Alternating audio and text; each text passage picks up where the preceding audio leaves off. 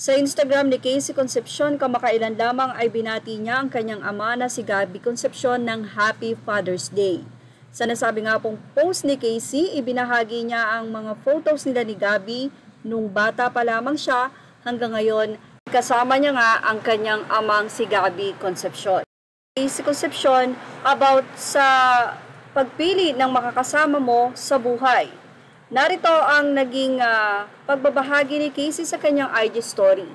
The man or woman you choose to be your partner affects everything in your life.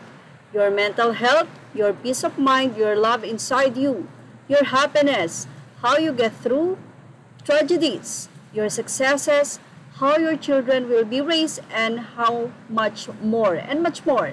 Choose wisely. Biglang nabalikan nga ng mga netizen ang mga naging boyfriend ni Casey Concepcion, like si Piolo Pascual, na iniyakan pa niya ito sa interview. Kung ano man yung naging sanhi ng kanilang hiwalayan, ay hindi na nga rin idinetalye hanggang ngayon. Ay ang naging boyfriend niya na member ng ASCAL na si Ali Borromeo, na marami nga din ang natutuwa dahil tila in love din si Ali kay Casey. Pero kinalaunan ay nauwi rin sa hiwalayan ang dalawang makakasama na ni Casey sa kanyang habang buhay o pagpapapamilya dahil nakita nila kung gaano rin kamahal ni Pierre Plazard si Casey Concepcion. Medyo tumagal naman din ang dalawa pero kinalaunan ay nagkahiwalay din. Sa kung anong dahilan ay hindi na rin ito nasabi pa. Hindi nga na nag-viral si Casey Concepcion sa social media matapos nga na maispatan siya na may kasamang lalaki. Kinalaunan naman ay inamin din ni Casey na may boyfriend na nga ito, walang iba kundi si Steve Michael Woodrich, na in-expect muli ng mga netizen na mukhang ito na rin ang ka-forever ni Casey.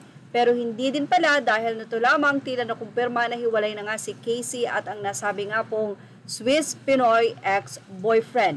Samantala, mula nga sa artikulo ng Fashion Police, sa nasabi nga pong pahayag ni Casey about sa pagkakaroon ng relasyon na maging wise sa pagpili, narito naman ang naging reaksyon ng mga netizen. Not about being ageist, it's being a slow learner. Alam ko nakakabobo ang love pero matuto sana ng maaga. Hindi ang after 20 jowas and breakups. And girl, there's more to life than finding a jowa.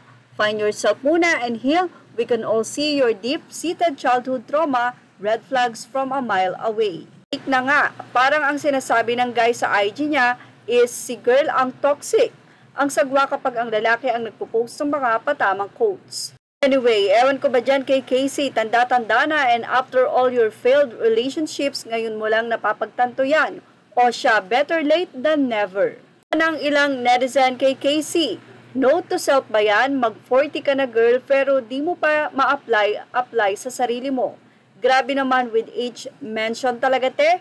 She's applying to herself. Kaya nga she doesn't just settle kahit pa 40 na siya. Isa, ages as it finesse. There is no timeline po. Nakakasukayang mindset na yan. Say naman ang isa, I think 1146 is pointing out na sa edad ni Casey, dapat alam na niya yan.